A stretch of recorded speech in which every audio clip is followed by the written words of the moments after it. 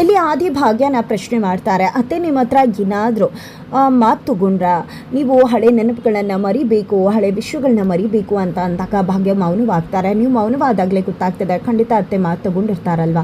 ನೀವು ಅದ್ರ ಬಗ್ಗೆ ಯೋಚನೆ ಮಾಡಿಬಿಡಿ. ಯಾಕಂದರೆ ನನ್ನ ಹತ್ರ ಕೂಡ ಅವರು ಅದನ್ನೇ ಕೇಳಿದರು, ಆದರೂ ಅವ್ರಿಗೆ ಸಮಾಧಾನ ಆಗಿಲ್ಲ. ಹಾಗಾಗಿ ನಿಮ್ಮ ಹತ್ರ ಕೇಳಿದ್ದಾರೆ.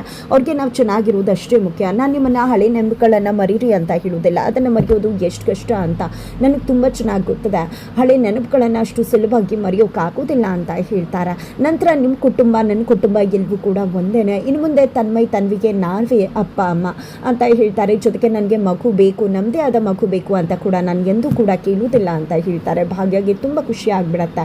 ಇತ್ತ ಕಡೆ ಕುಸುಮ ಅವರು ನನ್ನ ಸೊಸೆ ಬದುಕನ್ನು ಹಾಳು ಮಾಡ್ತಿದ್ದಾರೆ, ನನ್ನ ಮೊಮ್ಮಗಳು ಬದುಕನ್ನು ಹಾಳು ಮಾಡ್ತಿದ್ದಾರೆ, ಇದನ್ನೆಲ್ಲ ಯಾರು ಮಾಡ್ತಿರ್ಬೋದು, ಸೋಷಿಯಲ್ ಮೀಡಿಯಾದಲ್ಲಿ ಈ ರೀತಿ ಮಾಡಿದ್ಯಾರು, ಖಂಡಿತ ಇದನ್ನೆಲ್ಲ ಶ್ರೇಷ್ಠನೇ ಮಾಡಿರ್ತಾಳೆ, ಅವಳಿಂದನೇ ಇಷ್ಟೆಲ್ಲ ಆಗಿದ್ದು, ನನ್ನ ಮಗ ನನ್ನಿಂದ ದೂರ ಆದ, ಜೈಲ್ಗೆ ಹೋದ, ಈಗ ನನ್ನ ಸೊಸೆ ಬದುಕನ್ನು ಕೂಡ ಹಾಳು ಮಾಡ್ತಿದ್ದಾಳೆ, ಇವಳಿಗೆ ಫೋನ್ ಮಾಡಿ ಗ್ರಹಚಾರ ಬಿಡಿಸಲೇಬೇಕು ಅಂದ್ಕೊಂಡಿದ್ದೆ, ಫೋನ್ ಮಾಡ್ತಾರೆ, ಶ್ರೇಷ್ಠ ತರಾಟೆಗೆ ತಗೋತಾರೆ. ಆಗ ಶ್ರೇಷ್ಠ ನಾನು ಏನೂ ಮಾಡಿಲ್ಲ, ನಿಜವಾಗ್ಲೂ ನಾನು ಫೋನೇ ತೊಗೊಂಡಿಲ್ಲ, ನಿಮ್ಮ ಮಗ ನನ್ನ ಬದುಕನ್ನು ಕೂಡ ಹಾಳು ಮಾಡಿದ್ದಾನೆ, ನಾನು ಬದಲಾಗಿದ್ದೀನಿ, ಜೊತೆಗೆ ಭಾಗ್ಯ ಒಳ್ಳೆಯವಳು, ಅದಕ್ಕೋಸ್ಕರ ಅವಳು ಒಳ್ಳೆ ಮನೆಗೆ ಸೇರಿಕೊಂಡಿದ್ದಾಳೆ, ನಾನು ಏನೂ ಮಾಡಿಲ್ಲ ಅಂತ ಹೇಳಿದಾಗ ನಾನು ನಿನ್ನ ಮಾತನ್ನು ನಂಬೋದಿಲ್ಲ, ನನಗೆ ಸಾಕ್ಷಿ ಸಿಕ್ಕಿದ್ರೆ ನಿನ್ನ ಕತೆ ಮುಗೀತು ಅಂತ ಹೇಳಿ ಕಾಲ್ ಕಟ್ ಮಾಡ್ತಾರೆ. ನಂತರ ಇಲ್ಲಿ ತನ್ಮಯ್ ಅಮ್ಮ ಅಂದ್ಕೊಂಡು ಬರ್ತಿದ್ದಾಗೆ ಅಮ್ಮ ಮರ್ತ್ಬಿಟ್ಯಾ ಇಲ್ಲ ಅಂತ, ಬಾ ಮಗನೆ ಊಟ ಮಾಡು ಅಂತ ಹೇಳಿ ಊಟ ಮಾಡಿಸೋದಕ್ಕೆ ಮುಂದಾಗ್ತಾರೆ. ಮುಂಚೆ ಮಾತಾಡ್ತೀನಿ ಅಜ್ಜಿ ಅಂದಾಗ ಅಮ್ಮ ಬ್ಯುಸಿ ಇರ್ತಾಳ್ಕಂದ, ಬೇಡ ಅಂತ ಹೇಳ್ತಾರೆ.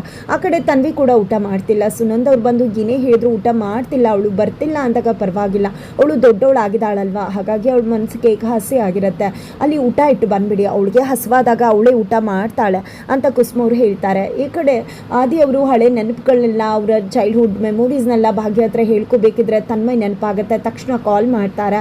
ಆದರೆ ಕುಸುಮ ಅವರು ತನ್ಮಯನ್ನ ಮಲಗಿಸ್ತಿರ್ತಾರೆ. ನಂತರ ಬಂದು ಕಾಲ್ ರಿಸೀವ್ ಮಾಡಿದ್ದೆ, ಯಾಕೆ ಭಾಗ್ಯ ಕಾಲ್ ಮಾಡಿದ್ಯಾ ಅಂದಾಗ ತನ್ಮಯ್ ನೆನಪಾಗ್ಬಿಟ್ಟ, ಊಟ ಮಾಡಿದ್ರೆ ಅವರು ಅಂದಾಗ ನೀನು ಆ ಮನೇಲಿದೆ, ಈಗ ಆ ಮನೆ ಕಡೆ ಗಮನ ಕೊಡು, ತನ್ಮಯ್ ತುಂಬ ಒಳ್ಳೆ ಹುಡುಗ, ಅವನು ಯಾವುದೇ ರೀತಿ ತೊಂದರೆ ಮಾಡ್ತಿಲ್ಲ ಅಂತ ಹೇಳ್ತಿದ್ದಾರೆ. ಅಷ್ಟರಲ್ಲಿ ತನ್ವಿ ನನಗೆ ಊಟ ಬೇಡ ಅಂದರೆ ಬೇಡ ಅಂತ ಜೋರಾಗಿ ಕಿರ್ಚ್ಕೋತಾಳೆ.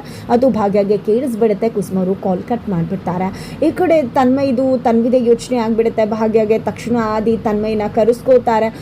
ತನ್ಮಯನ ಕರೆಸಿದ್ದೆ ಭಾಗ್ಯಗೆ ಖುಷಿ ಆಗತ್ತೆ. ತದನಂತರ ಬೆಳಿಗ್ಗೆ ಆಗ್ತಿದ್ದಾಗೆ ಸತ್ಯನಾರಾಯಣ ಸ್ವಾಮಿ ಪೂಜೆಯಲ್ಲಿ ನಿಜಕ್ಕೂ ಕನ್ನಿಕಾ ತನ್ನ ಆಟವನ್ನು ಶುರು ಮಾಡ್ಕೊತಿದ್ದಾಳೆ. ಹಾಗಿದ್ರೆ ಏನಾಗತ್ತೆ ಅನ್ನೋದನ್ನು ತಿಳ್ಕೋಬೇಕು ಅಂದರೆ ಮುಂದೆ ನಾವು ವಿಡಿಯೋಗೆ ವೇಟ್ ಮಾಡೋದನ್ನು